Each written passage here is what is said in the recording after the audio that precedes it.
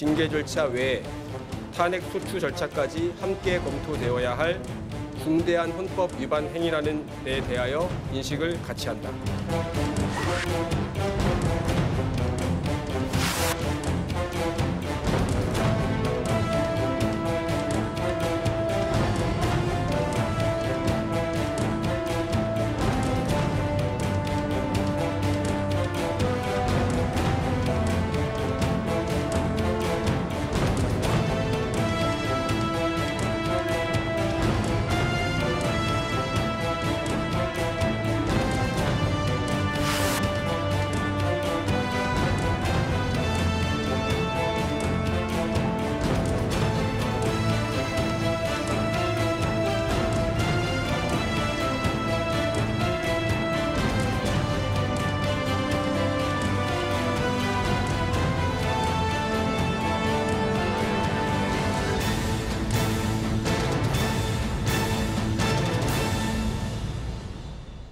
네, 이슈 완전 정복 시간입니다. 어제 헌정사상 초유의 일이 법조계 주변에서 두 건이 일어났습니다. 먼저 첫 번째는 전국 법관대표회의에서 사법농단 연루 판사들에 대한 탄핵 소추 결의안을 내놓은 게 첫 번째고요. 두 번째는 박병대 전 대법관이 사법농단 의혹으로 검찰 포토라인에 선 게 그 두 번째입니다. 정혁진 변호사님과 함께 말씀 나눠보겠습니다. 변호사님 안녕하세요. 네, 안녕하세요. 네.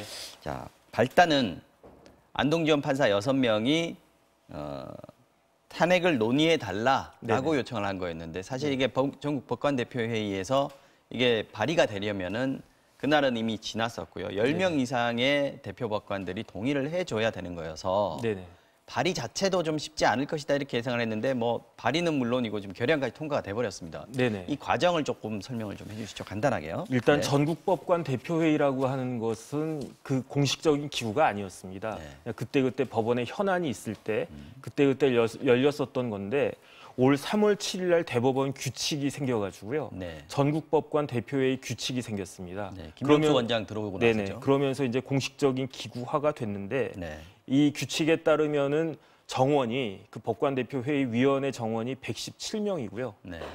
그다음에 제가 한번 찾아봤는데 임무가 전국법관 대표회의는 사법행정 및 법관 독립에 관한 사항에 대해서 의견을 표명하거나 건의할 수 있다.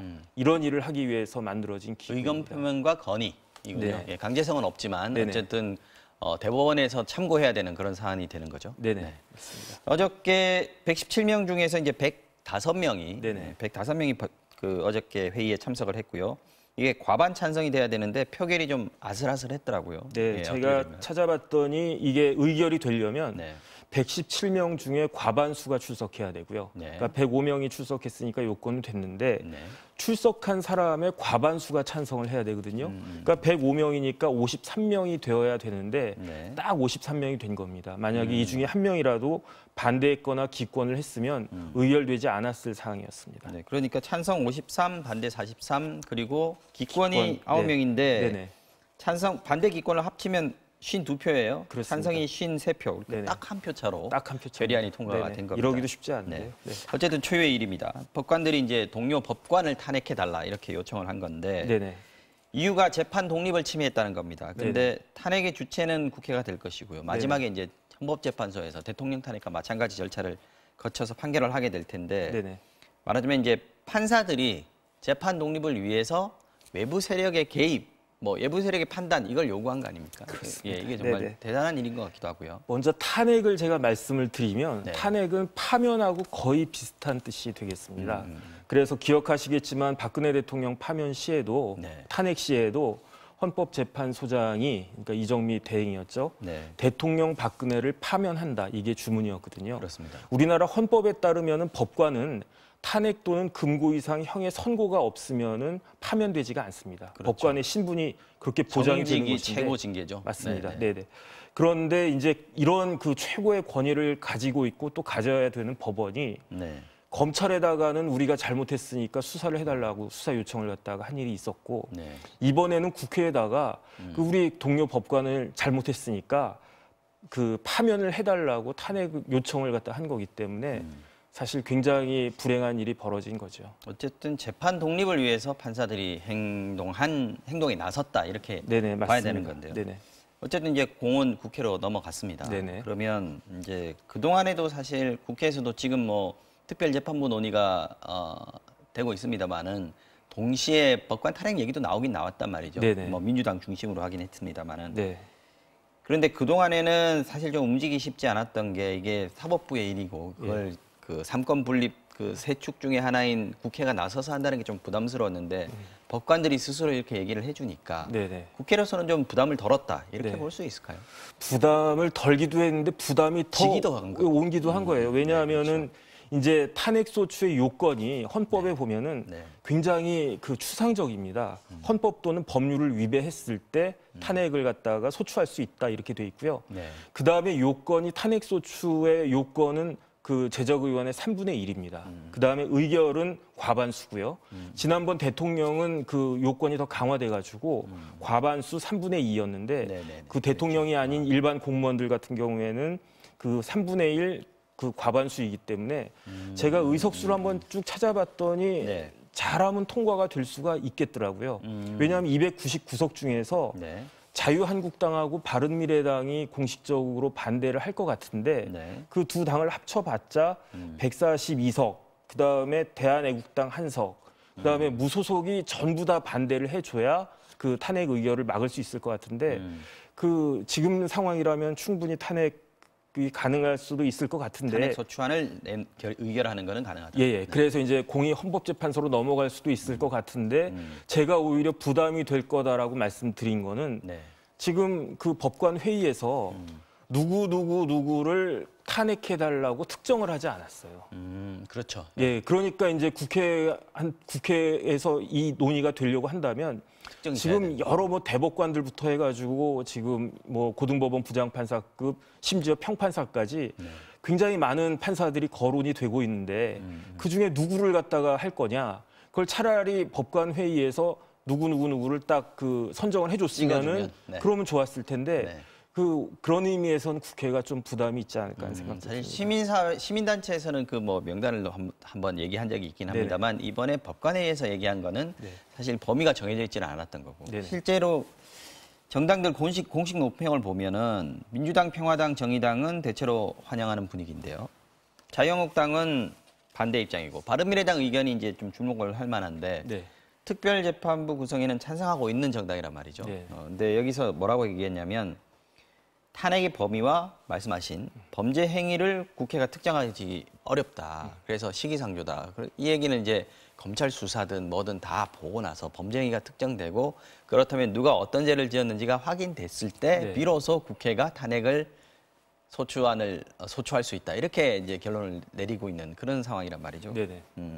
개개인의 차이가 있을 수는 있습니다만은 아까 숫자를 세어보셨다고 하셨는데 민주당이나 네. 어떤 평화당 안에서도 이 반대하는 의견들이 나올 수는 있지 않을까요? 일단은 민주당이나 그 평화당에도 네. 사실은 판사 출신 의원들이 그러니까요. 있을 거고요. 네. 그렇다라고 하면은 무기명으로 하면은 반대표가 나올 수도 있지 않을까 하는 생각이 들고 그다음에 현실적으로 그 헌법재판소법 49조에 의하면은 네. 소추위원을 그 법사위원장이 하도록 돼 있거든요. 네. 근데 지금 법사위원장이 자유한국당 아닙니까? 네, 판사 출신. 더군다나 이제 여상규 의원이 판사 출신이신데 이제 이분은 여기에 대해서 절대적으로 반대하시는 사법농단 분이란 말이에요. 자체가 없다고 말씀하시는 네네. 분이니까요. 네. 당론도 반대고 또 판사 출신이기 때문에 본인 생각도 아주 확고하고 그렇기 때문에 쉽게 말하면 검사 역할을 갖다가 해야 되는 사람이 검사가 무죄다라고 피고인을 옹호하면은 절차가 제대로 진행될까 그런 의구심이 있을 수 있습니다. 네. 아까 말씀드렸던 두 번째 헌정사상 첫 장면, 전직 대법관이 검찰의 포토라인에 선 장면이었습니다. 이때 지금 뭐 그 전에 찬성 대법관 같은 경우에는 검찰 조사를 받긴 했는데 비공개로 들어갔단 말이죠. 네네. 이제 그러면은 임종원 전 차장 이분은 대법관은 아니었고요. 맞습니다. 그리고 지금 박병대 전 대법관 그리고 찬성 전 대법관. 그러면 네. 지금 검찰에서 얘기하고 있는 공범으로 적시한 네. 5명 중에서 지금 누군가요? 고영한 대법관하고 네네. 양승태 대법원장 네네. 이분들만 남았습니다. 네. 지금 박병대 대법관 같은 경우에는 오늘도 좀 나와서 조사를 네네. 받았다고 하는데 네. 이분은 어떤 분인지 좀 소개를 좀 해주십시오. 일단은 전형적인 법관 이미지하고는 차이가 있으신 분이에요. 아, 어떻게요? 그러니까 일단 판사, 특히 대법관이라고 하면 공부 잘하고 이렇게 열심히 일하고 그러는 이미지일 텐데 박병대 대법관은 굉장히 선이 굵고요. 그다음에 리더십도 강한 분이었습니다. 거기에다가 사실 법조인으로서의 실력은 굉장히 탁월해가지고 이분이 사법연수원 교수를 하셨거든요. 사법연수원 교수할 때 연수생들이 어떤 어려운 질문을 해도 3초 이내에 답이 나온다고 할 정도로 아주 실력은 뭐 타의 추종을 불허하는 사실 그러한 분이었고 그 다음에 고영한 대법관이나 이제 다른 대법관들하고 차이가 있는 것이 이분은 인생 자체가 좀 스토리가 있는 분이었어요. 왜냐하면 경상북도에서 태어났는데 중학교는 단양중학교를 나왔거든요. 근데 중학교 담임 선생님이 너무 자기 제자가 아까우니까 서울로 유학을 갔다가 보내면서 그 친구가 또 공교롭게 MBC 카메라 기자였던 분이 이제 친구였는데 네. 그 집으로 들여보내준 거예요. 그래서 야간 고등학교를 나왔는데 야간 고등학교에서 처음으로 이제 사법시험에 합격하고 대법관까지 되신 그런 분이었죠. 그러나 지금은 사법농단의 혐의를 받고 재판을 앞두고 있는 그런 상황이 되게 됐습니다. 구속영장이 청구될지도 좀 궁금한 지점이고요. 네네. 자, 재판의 생명이라고 할 수 있는 공정성과 중립성, 권력에 대한 감시, 그리고 소수자 보호의 가치도 사법권 독립의 토대 위에서 실현될 수 있다. 자, 이 말을 누가 했냐 하면 사법농단의 피의자로 검찰 포털에 섰던 박병대 전 대법관이 작년 6월 퇴임식에서 한 말입니다. 판사들이 사법농단에 연루된 현직 동료 법관을 탄핵해달라고 요구하면서 한 말도 바로 재판의 독립이었습니다. 이슈 완전 정복, 오늘은 여기까지입니다. 정혁진 변호사님 고맙습니다. 네.